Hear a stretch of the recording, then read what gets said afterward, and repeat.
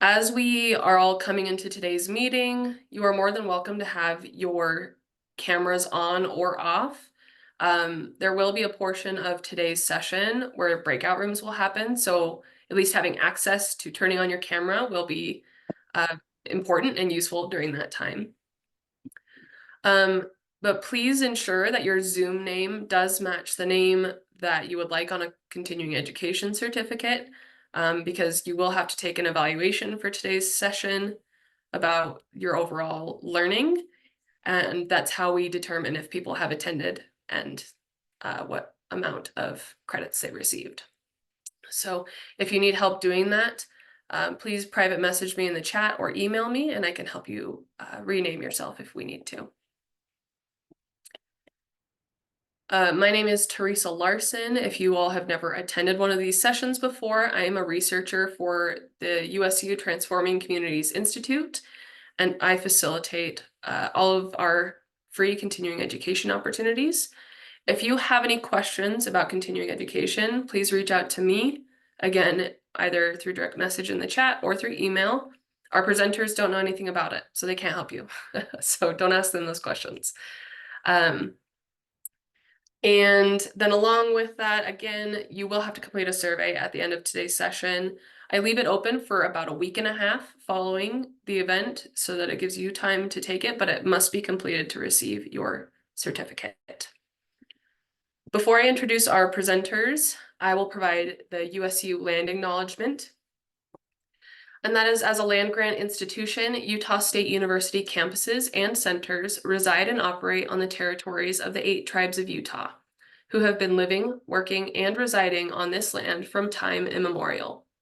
These tribes are the Confederated Tribes of the Goshute Indians, Navajo Nation, Ute Indian Tribe, Northwestern Band of Shoshone, Paiute Indian Tribe of Utah, San Juan Southern Paiute, Skull Valley Band of Goshute, and White Mesa Band of the Ute Mountain Ute. We acknowledge these lands carry the stories of these nations and their struggles for survival and identity. We recognize elders, past and present, as peoples who have cared for and continue to care for the land. In offering this land acknowledgement, we affirm Indigenous self-governance history, experiences, and resiliency of the Native people who are still here today.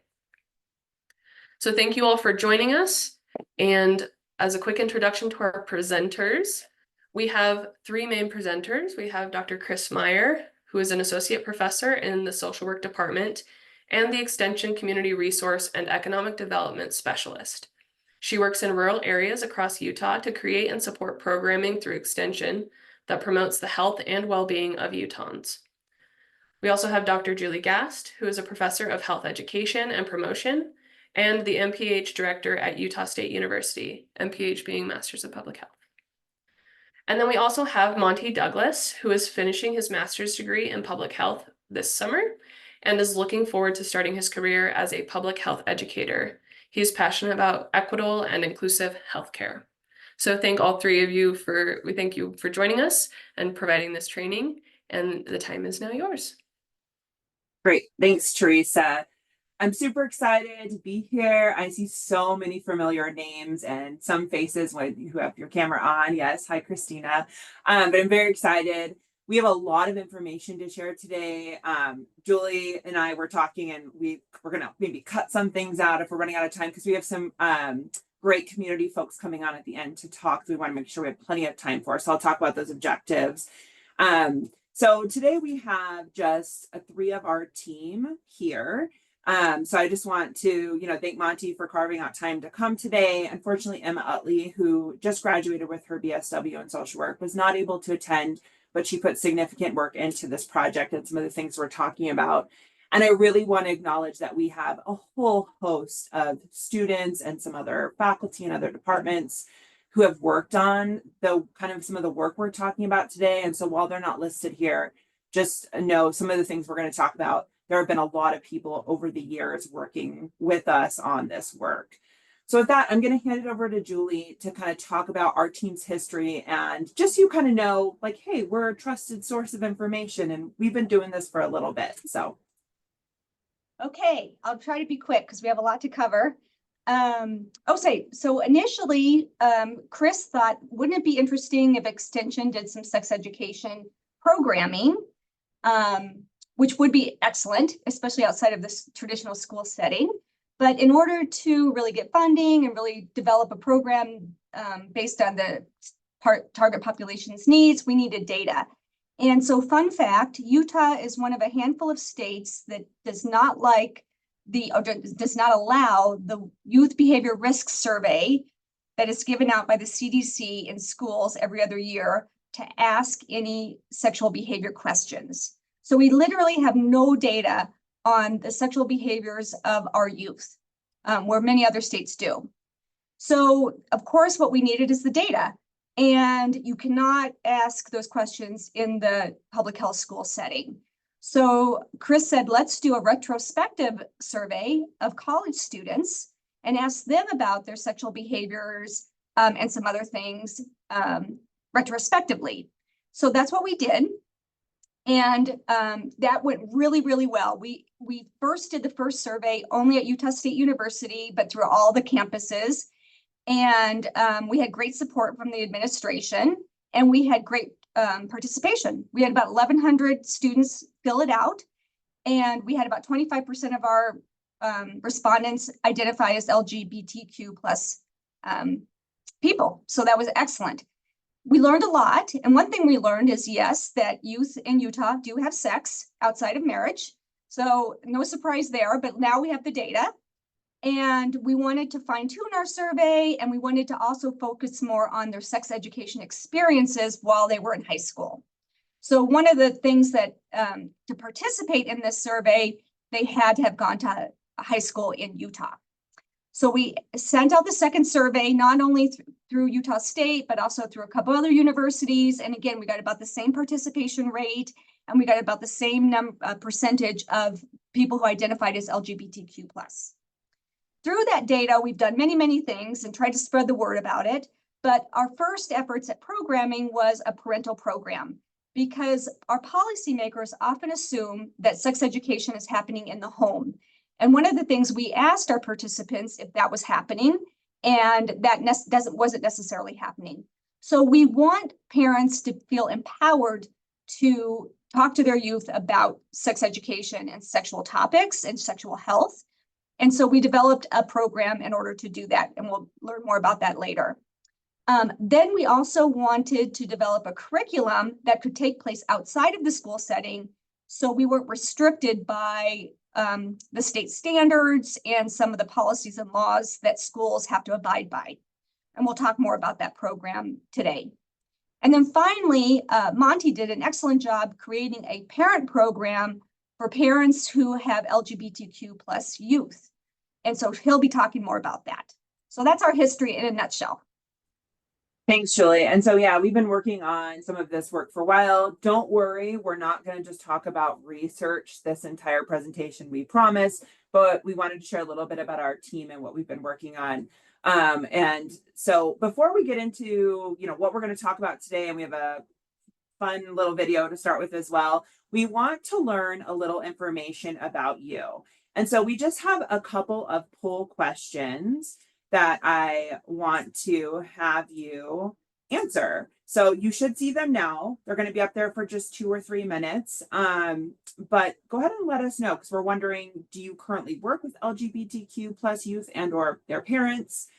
Have you had a client approach you about their sexual health? That's something I'm really interested in and want to talk about today. And have you took the initiative to ask or talk with youth or parents about sexual health or sex education? So let's just see where everyone kind of lands. We've got 48 people on, so we'll give you guys a few minutes here. We've got about half of you reply so far, so I'll try to get up to in the 30s before I end the poll.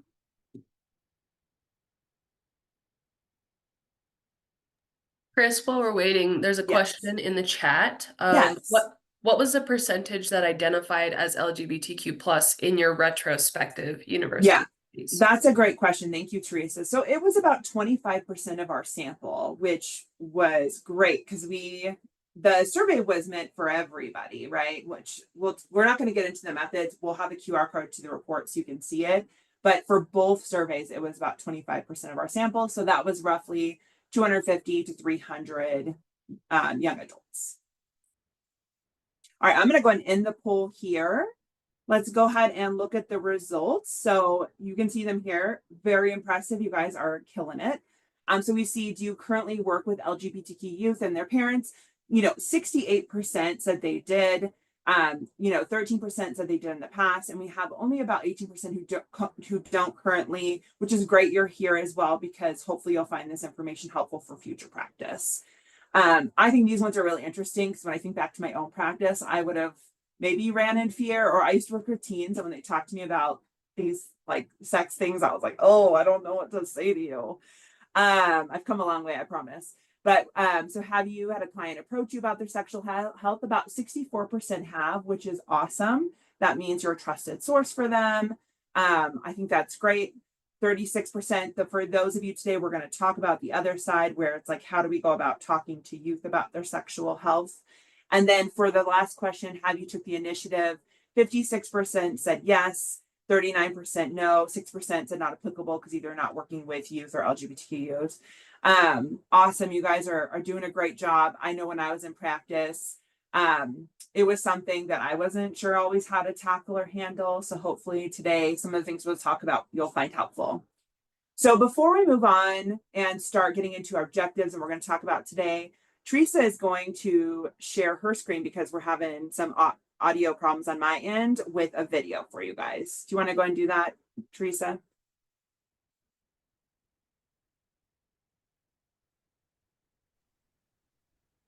Oh, we can't hear it now, Teresa. Oh. Hold on just a minute. No, I thought we figured that out. No, it works now. It's good. Oh, it does? Okay, great. There, Buster. Dad, I'm supposed to pick up Emily in like 10 minutes. I gotta go. Well, Emily can wait for a little bit, can't she? You got a minute to talk to your old man, don't you? Have a seat.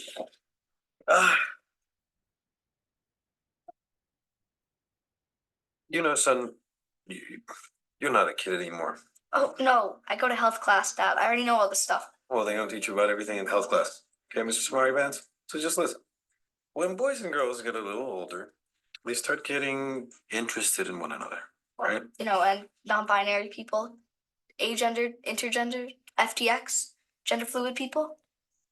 What? There's more than just boys and girls now, Dad. And they're not girls, they're women. Yeah, okay.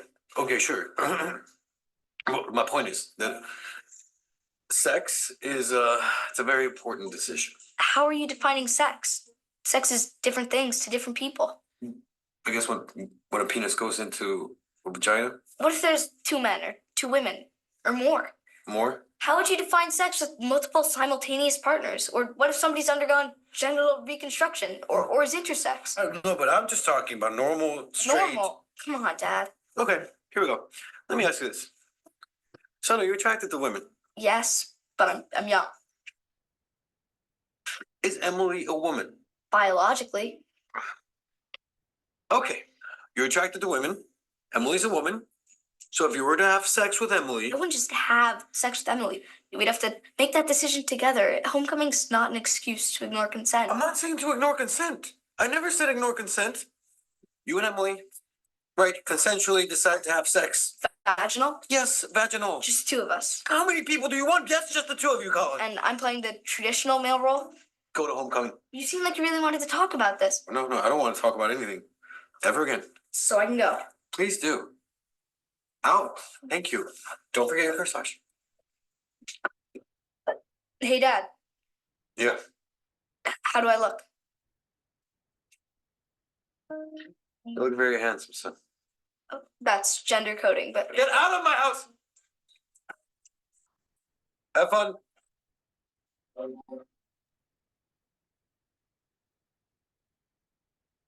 Okay, so that was kind of a funny video just about, these talks can be awkward and now even more complicated. But the bigger message is that, often LGBTQ youth don't really have people that they feel comfortable talking about. And as social workers, you can really make an impact on people's lives and talk about these issues, maybe in a safe place that they don't have otherwise. Yeah, and hopefully that started with you with a little bit of a chuckle, but also, the complexity, right? And that parents don't always think about those things and how challenging it can be for parents. Because we're going to talk about parents today as well as serving youth, working with youth. So, and also I just know, like, for some to talk, like, it's funny, like, we do this research and this work, but my kid asks me questions about, like, babies and stuff, and I'm like, oh, I'm not ready for that. I don't know, we'll talk about that later, and it's like, I don't mind doing it in other settings, but it's hard when it's your child. So just know we acknowledge how this is kind of a harder thing, depending on your comfort level, which we'll talk about today as well. So what are we going to cover?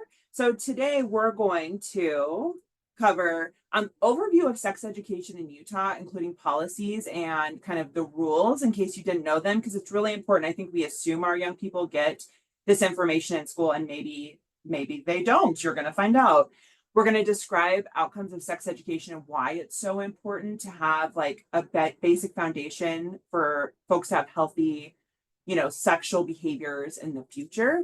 We're going to talk about the socio-ecological model and how to address sexual health disparities. However, I have a feeling based on how chatty we are already, I might cut that whole section. We'll see how we're doing because it's already 12:15.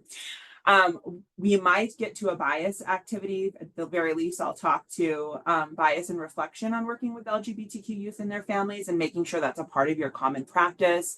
Tips for working with LGBTQ youth, using our facts, values, and safety framework that Monty's going to teach you all in your practice with LGBTQ youth with their parents.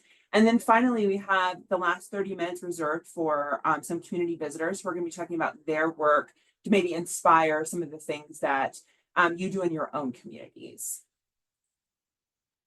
A few definitions. We just wanted to make sure we're definitions people. When I think about some of the work we've done, we definitioned our students a lot when we were doing surveys.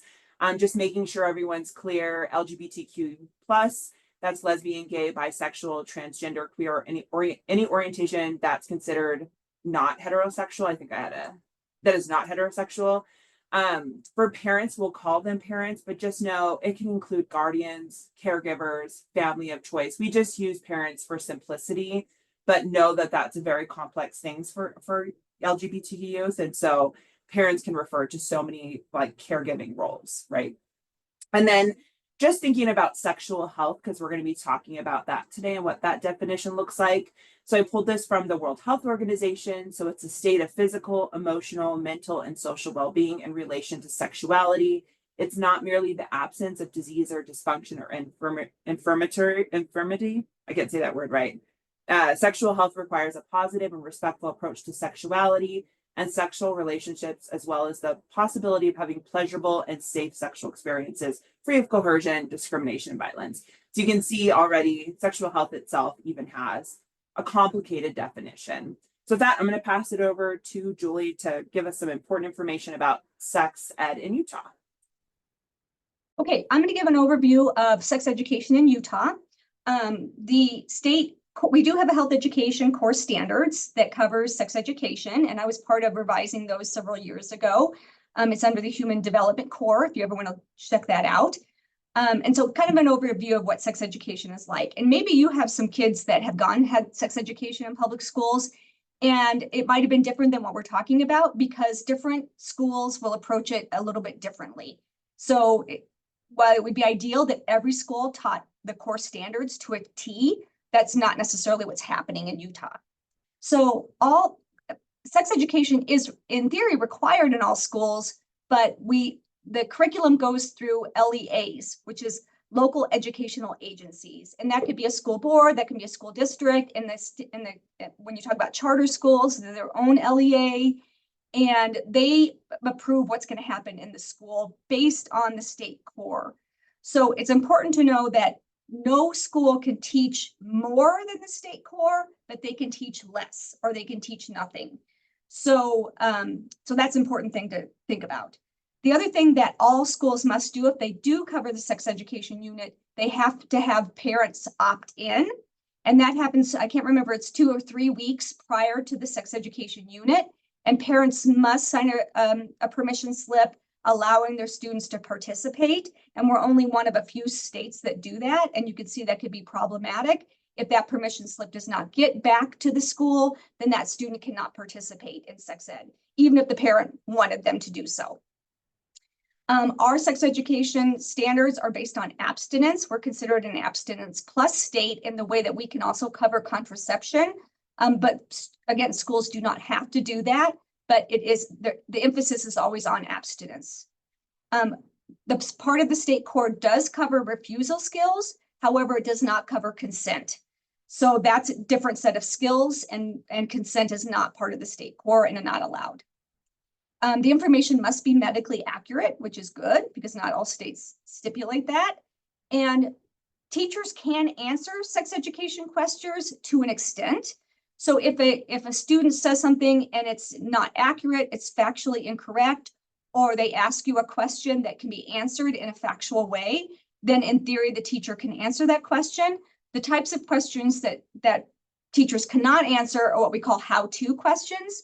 So if a student had, for example, a question on how to use a contraceptive method, that would not be allowed. How to obtain a contraceptive method would not be allowed. How to have sex would not be allowed. How LGBTQ people have sex, that question could not be answered. So there's some parameters around that. What Utah sex education is not comprehensive. Not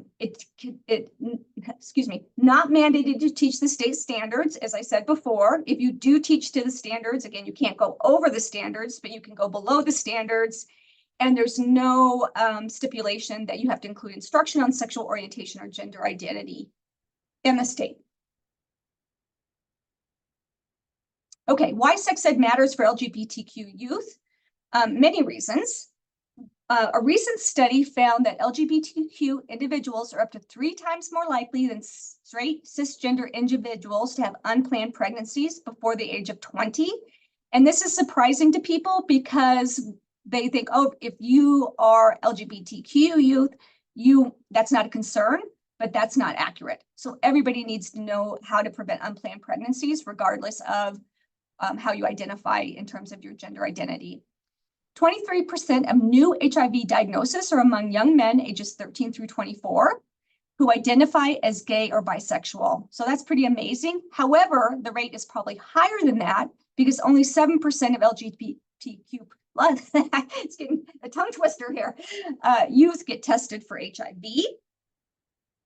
And less than half of the sex education provided across the nation touches on information about HIV and STIs relevant to LGBTQ youth. So they might touch on it, but they don't put it in the context of gender identity or sexual orientation. So they're not getting their needs met in terms of education. Okay, and in terms of our survey, there's a QR code if you want to look at our survey and look at our results. It's fascinating. I encourage you to do so. We do know with our respondents that they are engaging in both penetrative and non-penetrative sex. So our survey is inclusive in terms of we don't assume people are having penetrative sex and that some are having non-penetrative sex. And if you want the definitions of that, please go to the survey. We also found that a pretty large proportion are using substances during penetrative sex, such as alcohol or drugs prior to having sex, which of course is not good for your decision-making skills.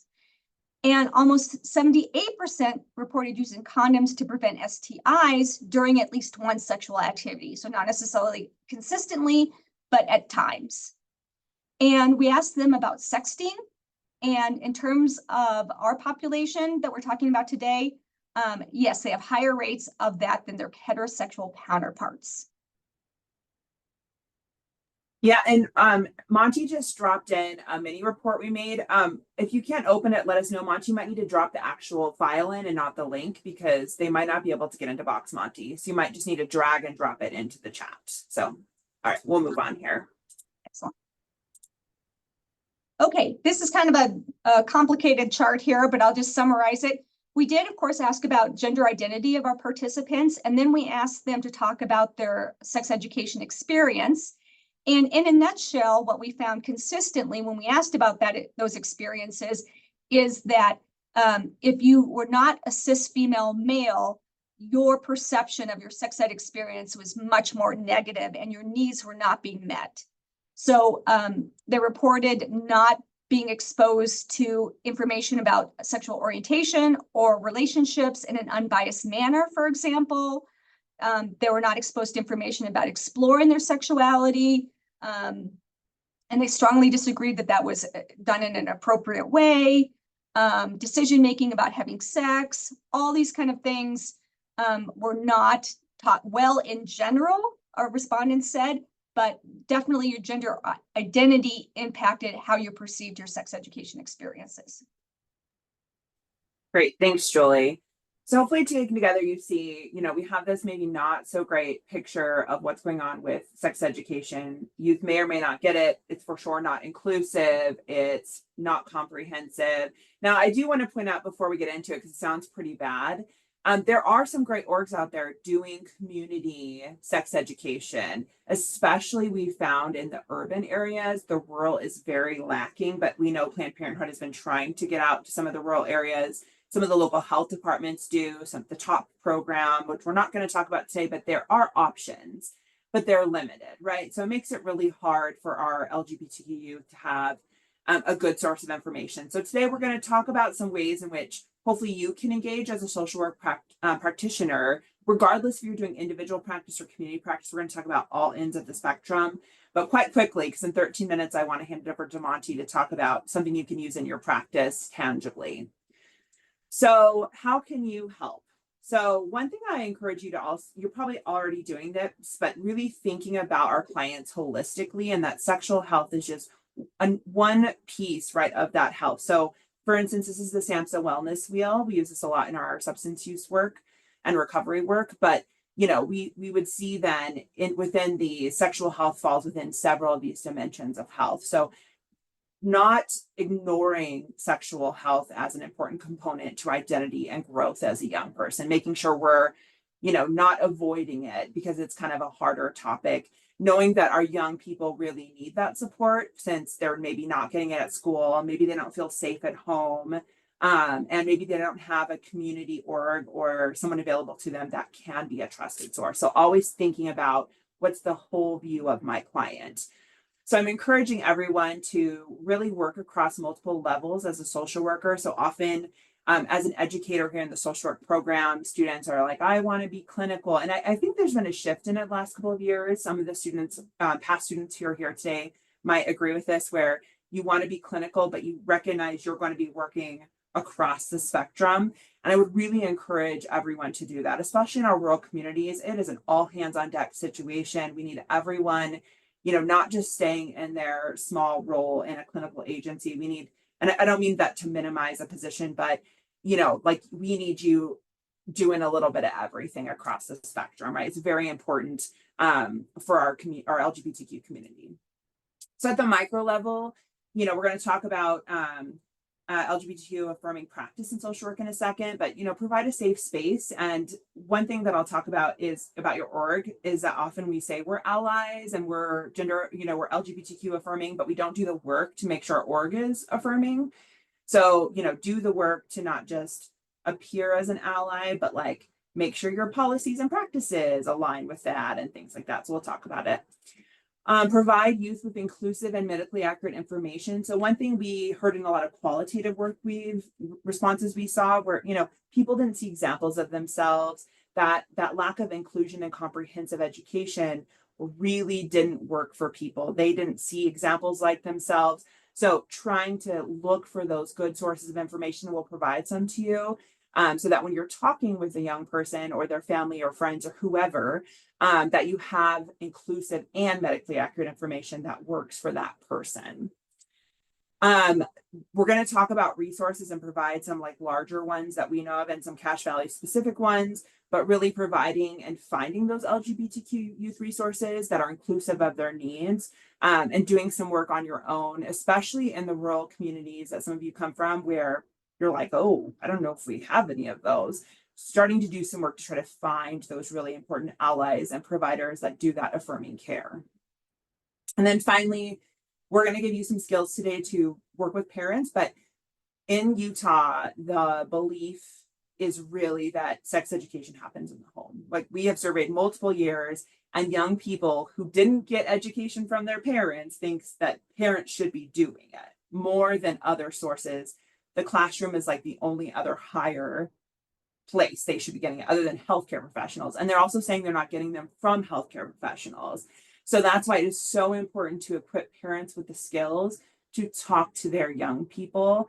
And I know that this is complicated with this population. The parents we've had interactions with are already like on board and LGBTQ friendly and are doing the good work, but it's not that straightforward with parents. You know, we've interacted with some parents who struggle with that identity for their young person and realizing it's complicated. So how do we work with them to provide skills, kind of regardless where the parent is at in their understanding of their young youth's LGBTQ status or orientation, excuse me.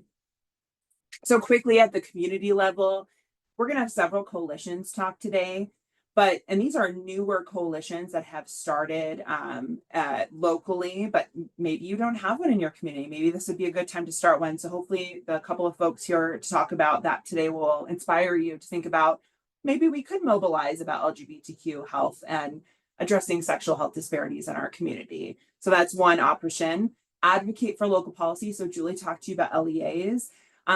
You know, LEAs make or break what schools are able to kind of teach locally for sexual health, for sex education.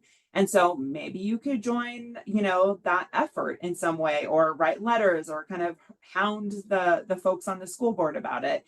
But really, you know, getting involved and trying to advocate for, could we do a little better, right? We understand the core standards are what they are, but if Utah the school districts would just teach to the limit, they would be getting a pretty good foundation in sexual health.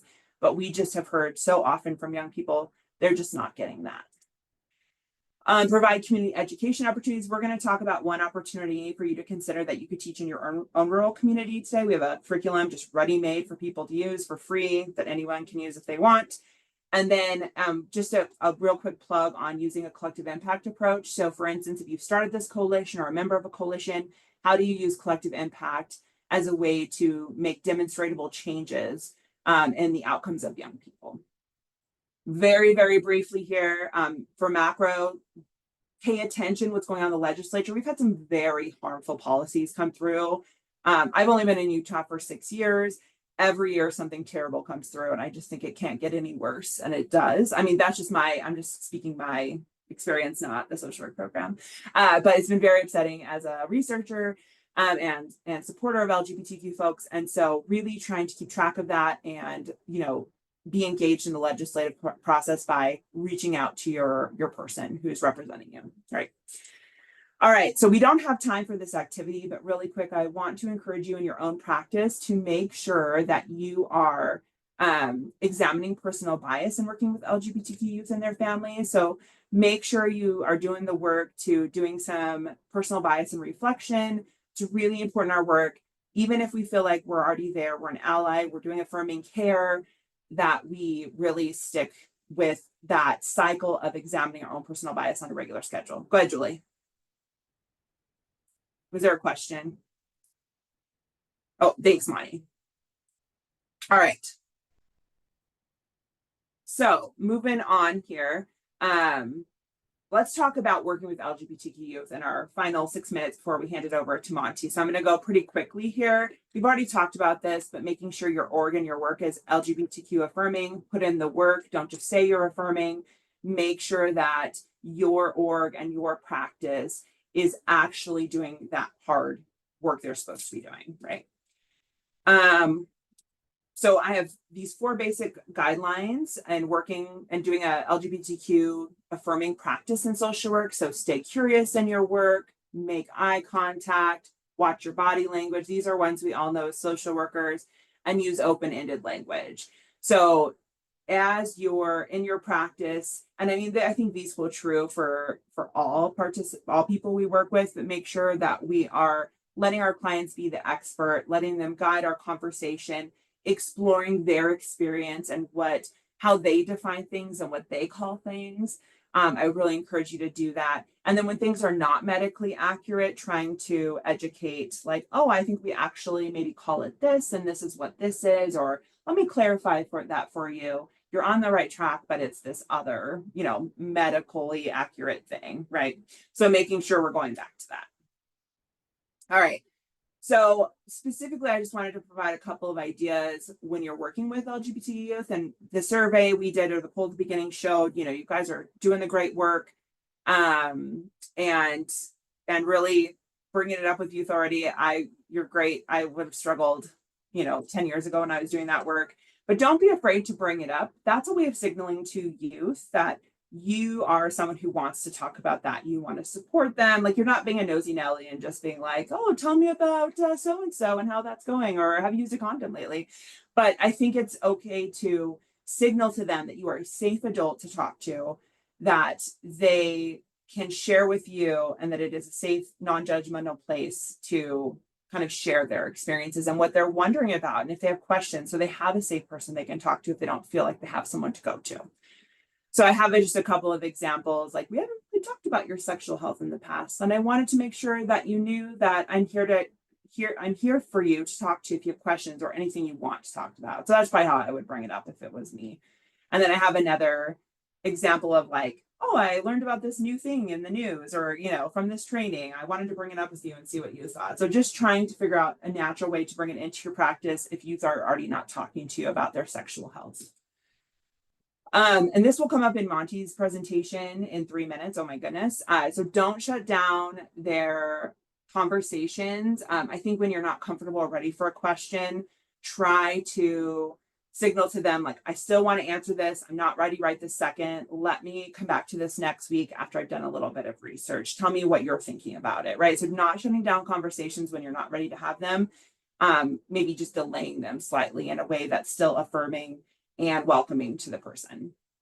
We'll do one more and then we're going to skip. I think this is my last slide, so we can get to Julie's, because her stuff's important to share, but make sure they're on experts. Check your judgment at the door and learn what kind of safe resources there are in your community. This is really important. We're going to talk more about this hopefully at the end if we have time, but where, you know, what are safe medical providers? Where can they get STI and pregnancy prevention supplies? Things like that in the community that's a safe place for them to go. All right, with that, Julie, I'll hand it over to you real quickly. You've got Really fast. 2 minutes. Okay. So we want to talk about our Utah Youth Know program that you can have access to. It is a community-based sex education program. So all those restrictions that we have in a public health school setting is different. What we wanted to do was help provide sex education to youth in Utah, especially rural areas. And we want to emphasize like communication and relationship dynamics, because that's a time where you're learning about that stuff. We wanted to be medically accurate, and we wanted to use inclusive language. We do not teach about anatomy and reproductive health, because that's an area that schools actually do pretty good. Usually if they only cover one thing, that's what they're covering. We don't distribute contraceptives, and we're Switzerland. We don't promote sexual activity or abstinence. And the QR code there was the where you can find more. So we developed 4 lessons. You don't have to use all 4. You can use one or a combination. The first one is on peer pressure, which certainly is still an influence. Sometimes youth don't think that they're prone to peer pressure, but they certainly are. Another is on healthy communication. The third one is on decision-making, and schools typically don't do a great job of this. And so we wanted to help them explore when is the right time to have sex, and how can I make decisions about my sexual health? And the last one is about contraceptives. And like we saw before, even students that might identify as a certain gender identity, they still need this information, and they can use contraceptives in order to prevent STIs. So to keep youth safe. So we worked really hard in these lessons. We feel like they're really good. We pilot tested them with youth. And so those are there for your use. And so just to clarify too, because I know we're flying through to get to the point we're supposed to be at 12:40. These are freely available. They're on a website. They have scripts and PowerPoints, and they're just for people's use to be taught in communities. If your org were to want to do that, they are available. They were created for extensions use, but they're available to anyone. So if you in your rural community are like, we don't have anything, here's a freely available, evidence-informed 4-session curriculum you could use if your org wanted to use them. So just wanted to clarify. And they're not just fit for LGBTQ, they're for all youth. Yeah. High school or above is what we say. So in the last minute here, Julie's just going to very quickly talk about, we're going to skip resources, sorry, about Utah policies to be aware of. Okay, so really when you're talking to youth, the things that they need to know are age of consent laws. And in Utah, 18 is the year of age of consent for sexual contact. However, there's these laws called the Romeo and Juliet law, which is kind of interesting, where there's an age exemption, close in age exemption. And so if the youth is 16 or 17 and engages in sex with a partner less than 10 years older, that would not be considered illegal. If they are 10 years or older, that would be considered illegal. We also have a handout that we have posted in the chat, which contains much more information about this. Sexting with anybody under the age of 18 is illegal no matter what. In terms of confidential sources versus parental consent sources, minors must have parental permission for a prescription for contraceptions. Minors do have access to STI testing without parental consent. And the exemption here with the contraceptions is Title 10 clinics. And those are things like Planned Parenthoods and other clinics that are considered Title 10. Then youth can get confidential sexual and reproductive health care. And abortion, of course, is a moving target right now. But right now, youth need parental permission or judicial bypass, unless it's in a case of a medical emergency, rape or incest, then they can get that care. And finally, certain youth are considered free to make their own medical decisions, and those are emancipated minors, if they're active military, they're homeless minors 15 or older, or they're minors who are legally married. All right, thanks, Julie. I know it was really fast, but we wanted to make sure that we got to this next piece. So we did pretty good, Monty. It's 42. We've done our best. Really quick, before we transition to this, it'll be a quick kind of workshop style session that Monty's going to do. Monty has been working with us as an MPH student for several years. And, you know, as part of his, if they call it, I think it's the APE for his MPH, used a previously created parent program that our past MPH student made and adopted this for LGBTQ parents. So we really appreciate all of his hard work. It's been well received both before it was changed into this LGBTQ focused one. But Monty, thank you for your hard work. And I hopefully everyone really sees how this can be useful in your practice. So with that, I'll stop talking, and Monty, it's all you. All right, just a quick note too, this can be applied to parents with kids of any orientation as well, the information that we're covering. So it doesn't have to be explicit for just that group. Chris, can you go to the next slide? Okay, so first I just want to go over some very basic terminology just for your information. And this is also important to go over with parents that you're working with. Just like the English language, the terminology around the LGBTQ plus community is constantly evolving. And it's important to remember that all of these things happen on a spectrum as well, and people can be different combinations. And it's just important to be mindful of that and keep up to date on it. So to illustrate kind of the different terminologies to make it easier, I really like using this genderbread person, which is taken from, it's pronounced metrosexual, and I'm going to drop a link to that in the chat, as well as a link of terminology and resources that you can use. So sexuality encompasses all sexual behavior that includes gender identity, orientation, attitudes, activity. And then there's sexual orientation or attraction, which is illustrated by the heart on our little person over here. And that's romantic or sexual attraction to others. And then there's gender identity, which is what a person feels they are on the inside. There's also gender expression, which is what they feel safe expressing on the outside.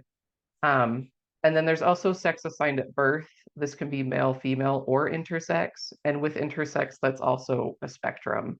And this is just what people use, what a doctor or midwife would use to describe a child at birth. Typically, it's based on their external anatomy.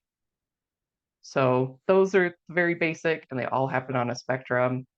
I think instead of having this one be a discussion, I want this to just be a rhetorical something that you keep in mind as we cover the next information.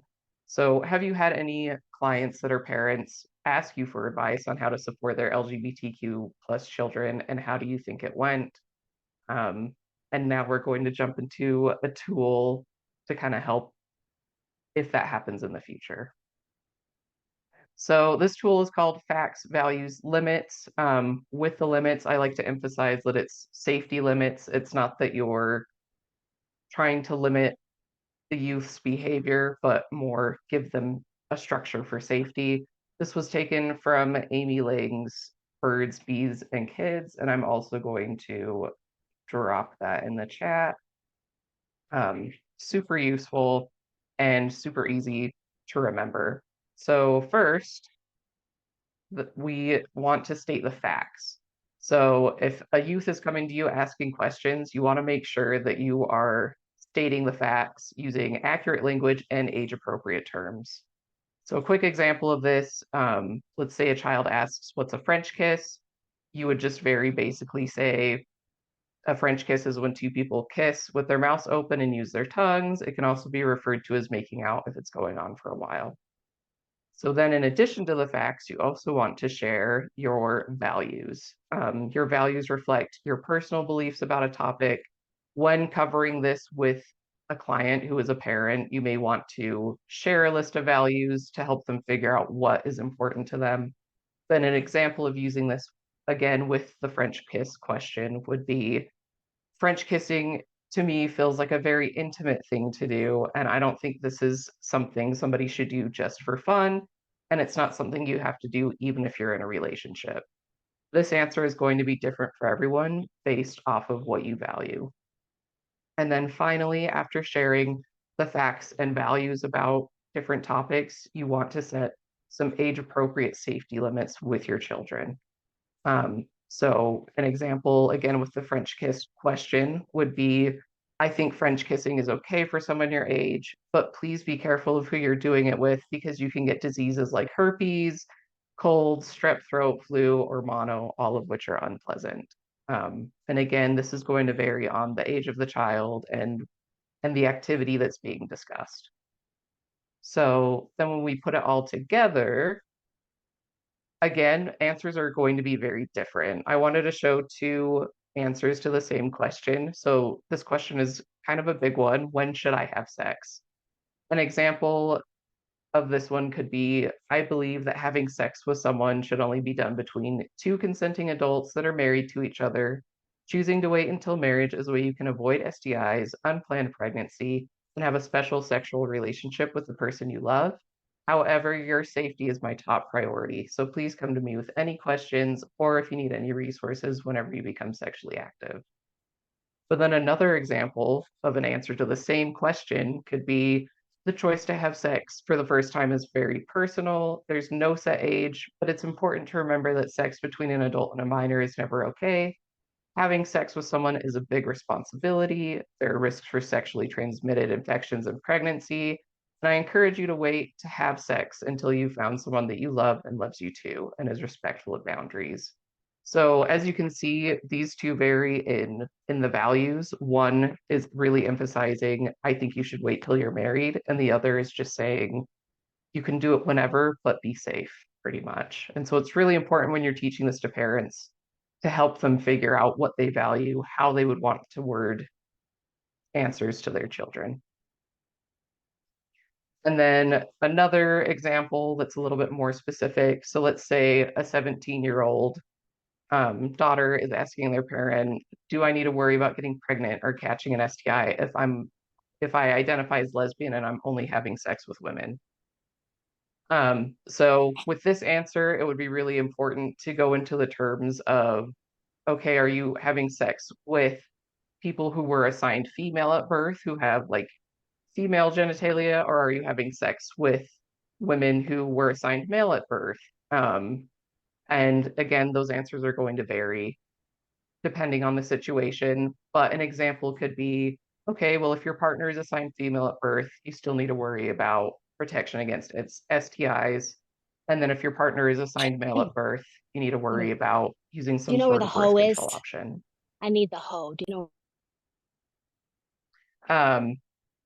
So that's a more specific example that would be applicable in an LGBTQ plus situation. Can you go to the, okay, there we go. So a really important thing when teaching this to parents is just to remember emphasizing avoiding judgmental or shameful messaging. You may be working with parents who have beliefs that are more conservative or don't align with the beliefs of their LGBTQ youth. So it's important to kind of help them understand that you can still express your values. For example, in this example, saying, I believe in abstinence until marriage to engage in sexual activity, but then still leaving that door open, saying, I understand that you are your own person and you're going to make your own choices. And I still want to be a safe person for you to talk to about these things. And then also encouraging parents to be honest if they don't know an answer and offer to look it up. Or if the youth is asking you questions, you can do the same thing of, like Chris mentioned earlier, like, I don't know if I can answer that question yet. I need to research it. And then also making sure that you're asking youth questions to clarify their understanding and where they're at. And so just to also clarify, as because I think we skipped this step, Monty. So the idea with the facts, values, and limits, or facts, values, safety, is in your practice, what you can do then is teach it to parents, right? So the idea is, hey parent, it sounds like you're having a hard time communicating with your kiddo. This might make it a little easier, right? So they can take some time and think about their values. Maybe they can need to do some research about the facts. I think that's the hardest part for parents.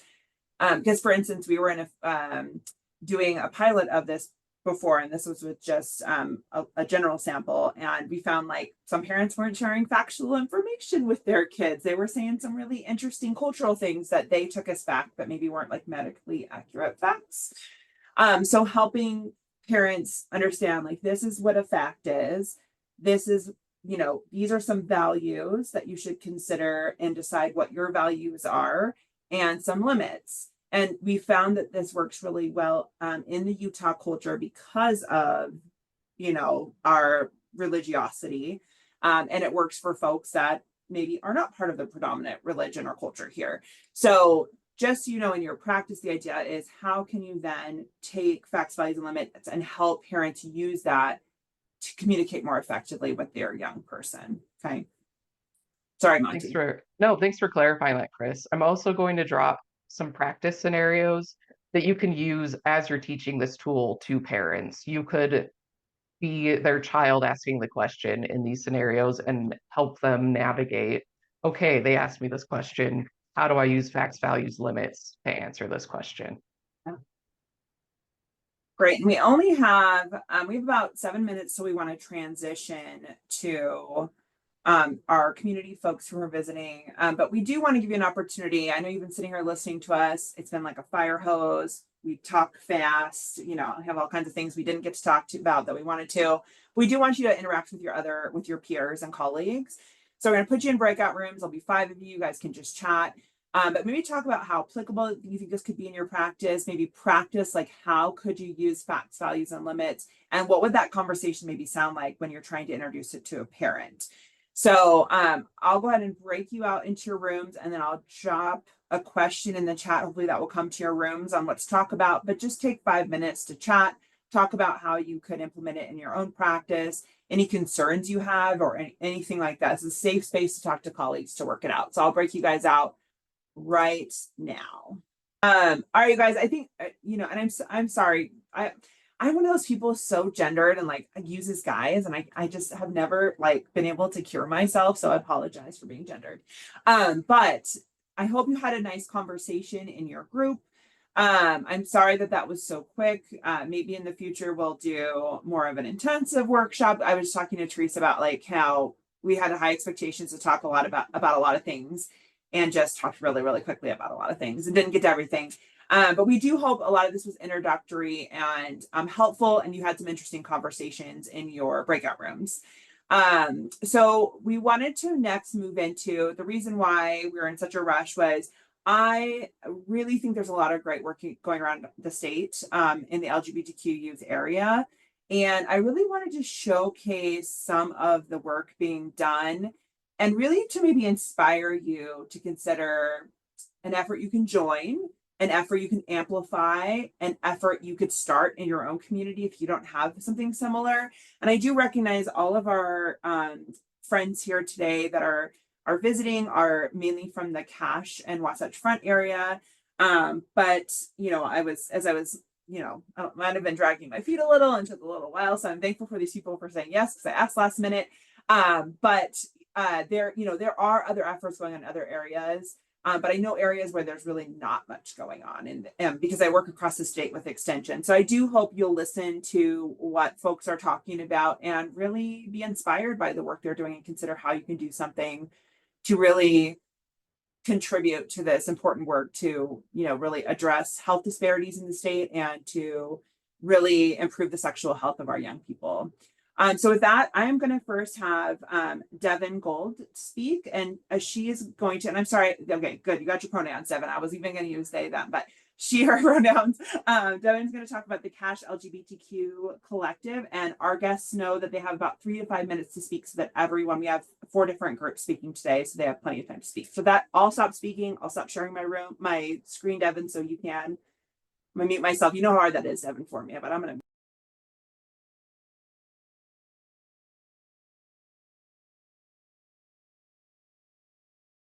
All right, tell me if y'all can see my screen.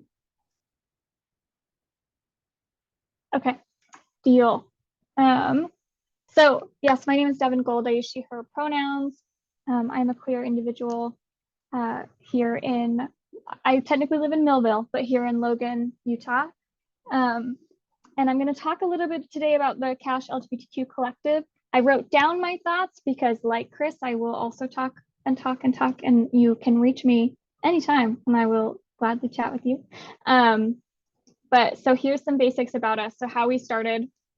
So I was born and raised in Utah to lesbian mothers. And I bring that up because I believe that unique social position really inspired me to do a lot of the work that I'm doing today. It really inspired me to be a social worker. I'm an LCSW. And I moved to Logan. I grew up in the Salt Lake Valley and moved to Logan in 2020 to finish my master's degree here at USU in social work. And since then, I've been providing clinical mental health care for LGBTQ folks of all ages, from as young as like 7 all the way up to, I think the oldest people that I've worked with, like parents I've worked with a lot too, but the oldest queer persons maybe in their 40s. I have always been involved in meso social work practice. Anywhere I've worked, anywhere I've done something, I've always tried to do something community engaged. That's a really important part to me. And through working here in the Valley and learning so much about what was here and what wasn't here, I was able to see so many amazing people in schools, and I wrote them all down because I was going to forget: therapists, parents, medical professionals, mental health professionals, nonprofit organizations, all doing their very best to meet the needs of this population. However, they were all doing it really, really independently and isolated and on their own. And so it was really cool to find all these pieces and be like, oh, maybe you could go here, maybe you could go here, but everybody's really spread thin and we all lack a lot of resources and time to do this work. So after a lot of consideration, imposter syndrome, self-doubt, research, evaluation, consultation, collaboration, and eventually just saying, screw it, we're going to do it. This February, I was able to work with one of the mental health professionals. The other one is Kelsey Krausen at Cache Pride Center, and 2 brilliant mothers and advocates in the area, Jessica Loveland and Shalala Hugo, who are unfortunately not able to be here today. To just start, we just had our first meeting in February, and it was incredible, probably something that's going to sustain my career for years. And so what we do, so this is our mission and vision. We envision a Cache Valley where LGBTQ plus individuals are fully accepted, supported, and empowered to live authentically, grow without barriers, and thrive as valued, vital community members.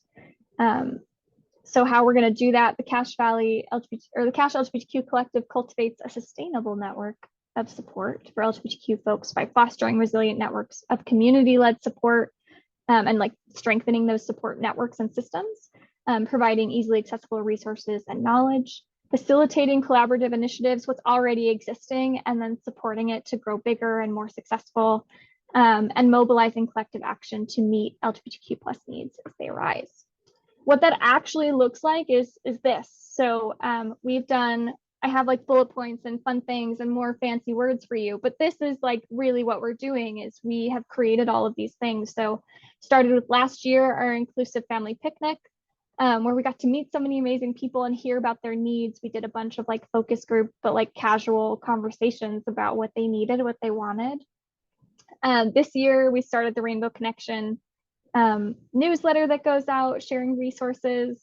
We have this amazing resource that Melissa Draper, who's on here, helped us create for how to report bullying and harassment in our schools so that LGBTQ folks are being recorded, are being addressed, their needs are being met. And then we have some really exciting events coming up for all these policies that some were mentioned, but how to help people be prepared coming up. And then if you want to get involved, we meet once a month. You can use this QR code or send us an email. But I also have this if y'all want it, and I can make sure those get sent to you, but reach out to me if you have any questions. Devin, will you send us a list of all of the things coming up and contact and stuff like that? And we'll add that to the email with Teresa to everybody. I would love to. Yeah. Thank you so much, Devin. So exciting. I remember hearing about it. Okay, I'm gonna stop talking. Sarah Shepard is our next visitor. And Sarah is from Encircle to talk a little bit about what Encircle's been doing. Hi, thank you. Okay, let me share my screen real quick and want to pull up.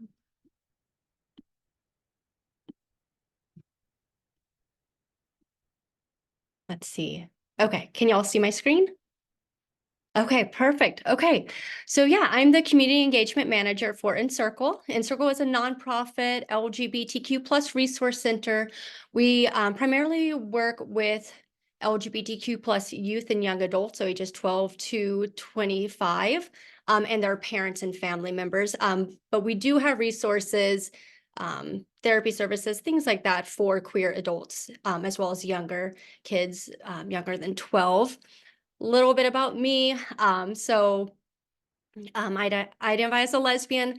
I did come out in my 30s after being married for 13 years to a man and raising two little boys. I was raised very religious in a small town, not here in Utah, but in South Texas. And so the reason why Encircle is so important to me is I just wonder if I would have had a place like Encircle when I was younger, I would have figured it out a lot sooner because I just did not have the representation, especially growing up in the 80s and 90s. So it's very important to my heart, and I'm excited to share a little bit more about it to y'all. So a little bit about our founding. I have to skip through some of these slides, but Stephanie Larson, she grew up in Utah, in Utah County. She was raised religious. She didn't know a lot about the queer community. All she knew was just like negative things about them, what she was told, and had a very traditional view of marriage, similar to like my upbringing, until she met the man on the screen. He was her uncle-in-law. So John Williams, he lived in Salt Lake City. He was a gay man. When she met John Williams, he was one of the most Christ-like people she had ever met. It was like a quote she always said. He was very kind, and it made her do her research. That's when she saw some of those startling statistics that I'm sure many of us know about LGBTQ plus youth. And here in Utah, they're 5.8 times more likely to attempt suicide than their straight counterparts. So she wanted to create Encircle, a space that looked like a home. It felt like a home. It's open every day for these kids to come to, where they can, grab food, smell cookies baking, and make friendships. So we opened our first home in 2017. It's the Blue House. It was in Provo. A couple years later, we opened Salt Lake City. Next year, it was St. George, and then Heber opened just last year during Pride Month. So we have 4 locations right now. You can see all of them are in homes. They look like homes. You walk in, there's usually something baking. And Ogden is going to open up at the end of this year. Actually, in the fall, they just announced. And so those are our 4 different locations, 5th one on the way. So a little bit about Encircle and our mission.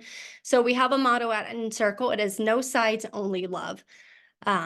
We at Encircle try to find that common ground because, when a kid comes out, it's not just an individual matter, but we believe it's a family matter. We want the family to accept this child, to love them, to support them. And so, what is that common ground? That's love, right? We love these kids, they love these kids. And so, our goal is to, bridge these,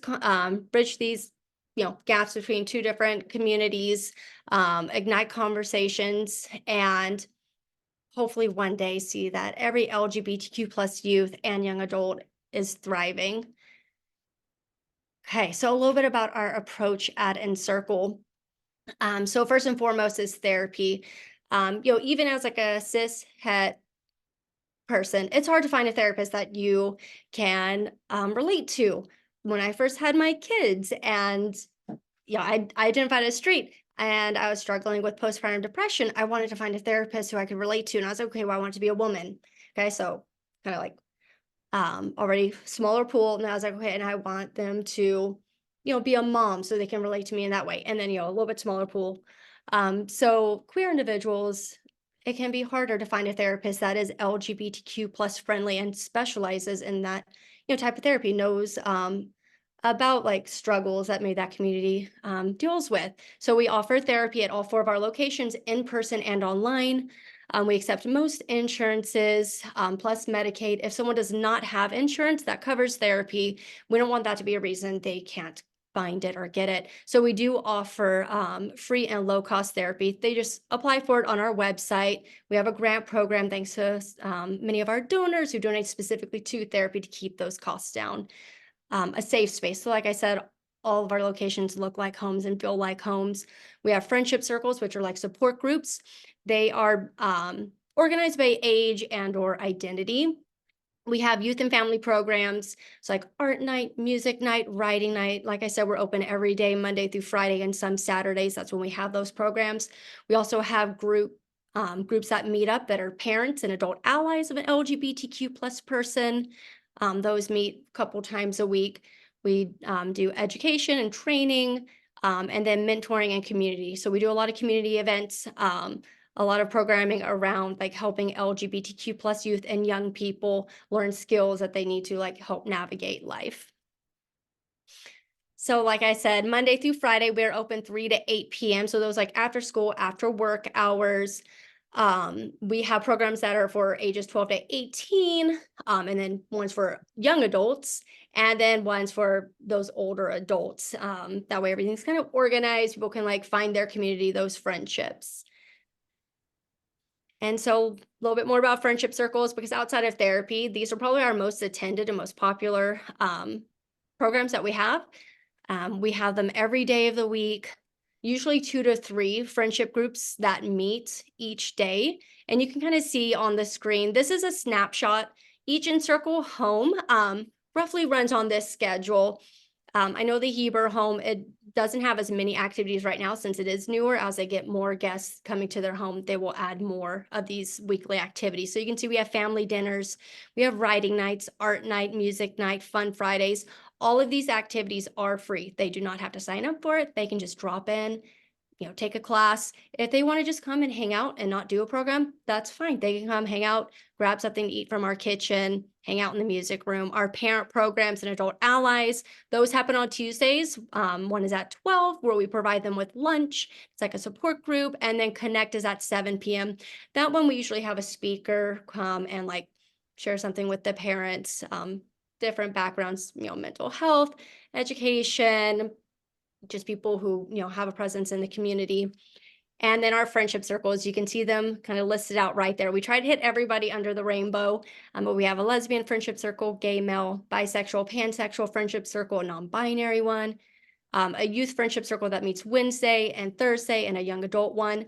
Right now at the Provo home, we're piloting an Ace Arrow friendship circle for asexual and aromantic people.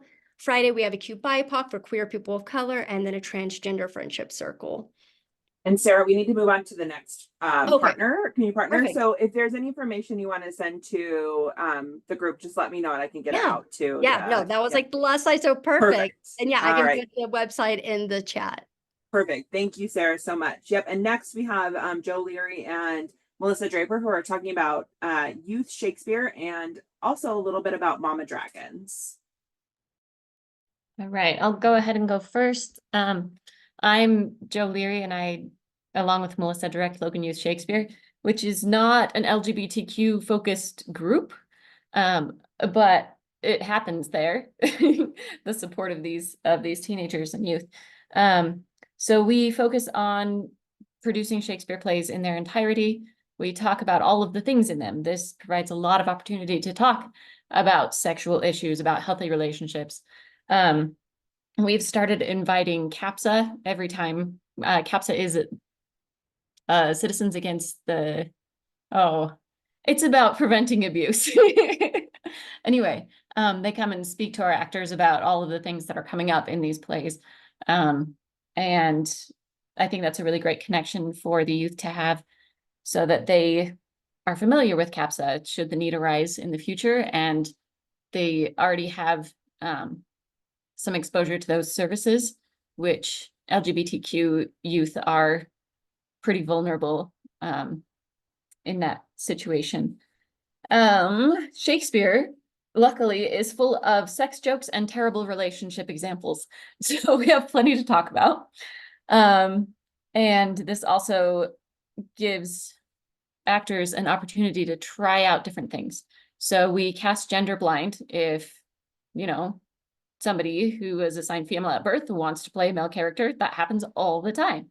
And the reverse is also becoming more common.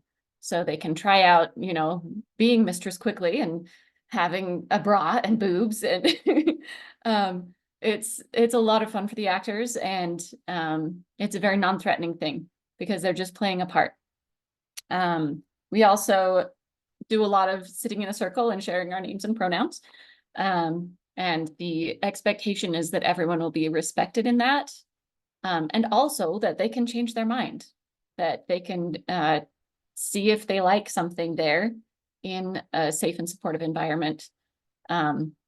There have been very few issues with parents like getting mad about it. There's been one where, like, if we call the home, we have to use this name and pronouns, but at Shakespeare, they will want to go by other names and pronouns. But it's just a supportive environment. And it's also really great because it brings people from lots of different communities. So there are LGBTQ people along with their straight, cis, LDS peers that are loving each other and supporting each other. And it's such a wonderful thing to see that they don't feel like the whole community is against them because, you know, they have this Mormon friend at Shakespeare that loves and supports them.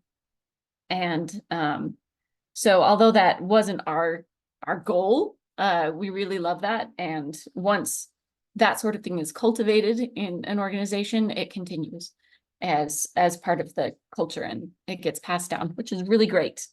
Let's see. I think I covered all the things on my little list. So I'll turn the time over to somebody else, but thank you so much for doing this. Thanks, Joe. And Melissa, go ahead and talk about Mama Dragons for a few minutes. Sure, I'll share my screen really quick. Yeah. So Mama Dragon, can you guys see what I'm doing? There we go. Yeah. Oh, I'm terrible. There. Mama Dragons is a 501c3 organization. It was started by a couple of Mormon moms. It has since branched out globally. It's not just for Mormon moms. It's for any parent of any LGBTQ kid. If you are a father in the nurturing role, if you're a trans parent, we don't care. If you are a foster parent, we want anybody in that nurturing role to feel like that they have support. Our goal is to support, educate, and empower parents of LGBTQ. Those parents can love, affirm, and advocate for their children. Melissa, your sound is going in and out a bit. Might be wobbling. Sorry, for my fridge. We want the parents to be able to love, affirm, and advocate for their children. Can you hear me now? Okay. So we have multiple things. For the people who join the group, we have online support groups. That includes intersectional subgroups. Or say you're a trans parent, say you're a parent of a trans kid. We have a subgroup for that. And that is our largest subgroup. There's over there's over 6,000 parents in that trans support group. We also have a support group for parents who are trans of LGBTQ kids that we're just creating right now. We have regional subgroups. We have a Spanish speaking subgroup as well. And not just for the Spanish speakers, but also for the people from the Hispanic and Latinx culture, because it's different than just what white mamas are experiencing. We wanted to make sure there was a space that we could hold for them to work through what they get to work through with that. We have give back programs that help support parents of kids in crisis. So frequently there's moms who said, hey, I just had to put my kid in uni because they are really struggling. And so we have paper hugs with the mom. We'll send to the kids. Sometimes they'll get a blanket. The mom will get a blanket just to give them some support while their kid's gone. For other reasons, maybe there's an unsupported spouse. We also have events that we'll show up at a Pride festival or something like that, but also just locally, moms will get together, parents will get together at a park or go get a Coke together or whatever. For the general public, I would just want to make sure that people know we have an online set of courses. There's a small fee to that, but we have a set of 4 courses that are for understanding your LGBTQ child. It's kind of like everything that you wanted to Google the night your kid came out to you and you didn't know what they even meant. So this is a super helpful for parents to kind of have safe information, accurate information, not biased, kid has come out, this is amazing, and this is why it's amazing that they came out to you, kind of a thing. We also have suicide prevention training offered on a monthly basis, if not more frequently. It's based on the QPR model of question, persuade, and refer. And so that's accessible. Parachute is free if you're a member, but if you're just someone in the general public that wants to take it, it's a low cost. The QPR trainings also have a low cost, but if you're a member, I believe they're free. There may be a $10 charge at this point just because there's a cost to do them. Our website is mamadragons.org, and you can find out all kinds of information there. You can access those programs there. You can sign up to join. Most of you are therapists and have parents coming to you saying, I don't know what to do, or my church told me this, but my kid told me this, and I really love my kid, but I really believe my church. Kind of a space to help out with that. Definitely help people from conservative backgrounds. There's a lot of people in the same boat that are there that are making it through, and we have parents in different stages of raising their adult kids, youth, and little guys that are there, trans or lesbian or any of all the other flavors that you can be in this beautiful rainbow. Well, we've got people there that have been in that space. It's nice to see yourself represented as well as your child. So anyway, that's kind of what Mama Dragons is. Thank you so much, Melissa, and thank you, Joe, as well. We'll make sure to get some information to also put in the email that Teresa sends out afterwards. So last 5 minutes, sorry, Maureen, you're at the very end. You got exactly 5 minutes. So Maureen is here from the Bear River Region LGBTQ plus Community Coalition. Hi, everyone. I'm going to share my screen. Hopefully this.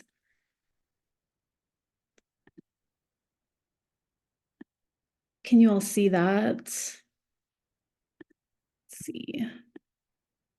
Okay, is that showing up okay? Okay, cool. So my name is Maureen Boyle. My pronouns are she, her. I am a facilitator and co-chair of the Bear River Region LGBTQ plus Community Coalition. Just briefly about me, I'm a queer person, a social worker, and an anthropologist. I work at the USU Transforming Communities Institute, and I'll be starting as faculty in social work this fall. So soon. So this is a new regional coalition that aims to support LGBTQ plus community well-being in the Bear River region. So that includes Box Elder, Cache, and Rich counties. We are really thinking about this as a regional approach. I love maps. It's the anthropologist in me. So yes. So the Bear River region it's quite a diverse area, right? We have metro area here in Cache Valley. We have metro areas of the kind of northern Ogden metro area in eastern Box Elder County, but there are quite rural areas as well. This is a health district. And what that really means is that support resources and services for LGBTQ plus youth, adults, and families are not evenly distributed. And there are also gaps in services, particularly in rural areas within the health district. So the coalition is really seeking to work collaboratively across the region to address issues that are related to LGBTQ plus community well-being. So a little bit of background about the coalition. We're pretty new. We formed in May. The coalition project started as part of the solution building phase of a research project at TCI. And that research project was a community engaged project. We had a wonderful panel of community members, most in Box Elder County, who guided this project. We also worked closely with the USU Department of Social Work to look at health and social support service needs of LGBTQ plus youth and families in Box Elder County. So as we talked about earlier, this is facilitated by the Transforming Communities Institute, but also the Logan Pride Foundation, which is our amazing Logan Pride House here in Cache Valley. They also provide us with the Logan Pride Festival every year.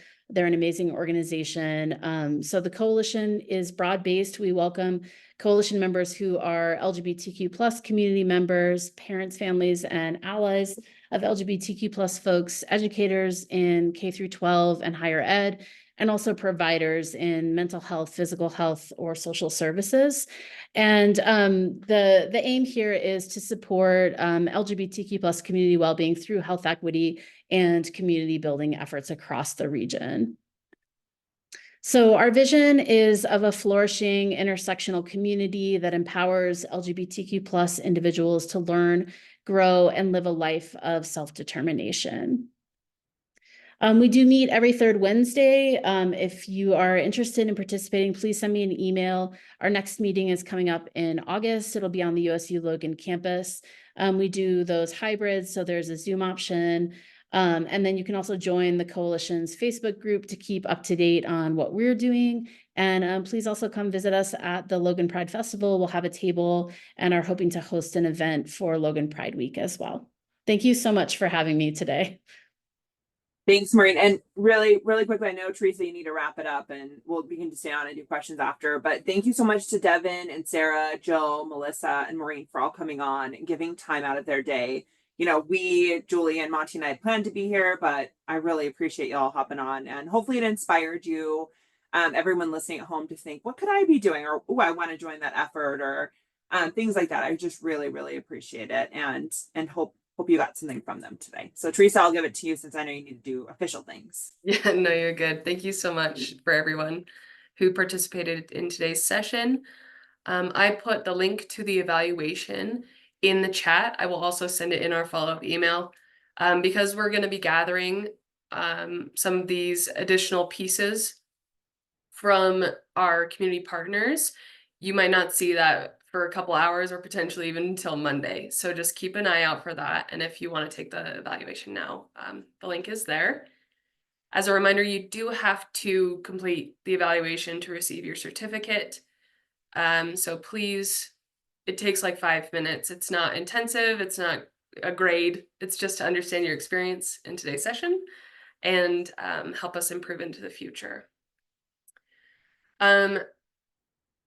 Like Chris said, they'll stay on for questions after, but you can also contact any of these folks through the myriad of ways. I'm sure we can also find them on the internet in some capacity. So there's all sorts of ways to talk to these folks, ask questions, and get connected to resources. We do provide these sessions that for free every month. Right now, though, we haven't officially pinned down and confirmed with our presenter that they're still available. So we are in a holding pattern for next month, but there will be a presentation. It will be on August 23rd, same time, 12 to 1:30. Our hope is it's about domestic violence, but again, that could shift based on our presenter. So just keep an eye out Also, as part of the evaluation, if you do want to be part of our continuing education email list, you can sign up for that in the evaluation. Or you can email me and I'll add you manually. Other than that, though, I will here in just a second put up the social media links for the Transforming Communities Institute and USU Social Work. USU Social Work does sponsor all of the continuing education for our sessions, so we thank them for providing that. And yeah, if any folks have questions or if they need to run, feel free. But yeah, you can ask questions in the chat or verbally, whatever you're comfortable with.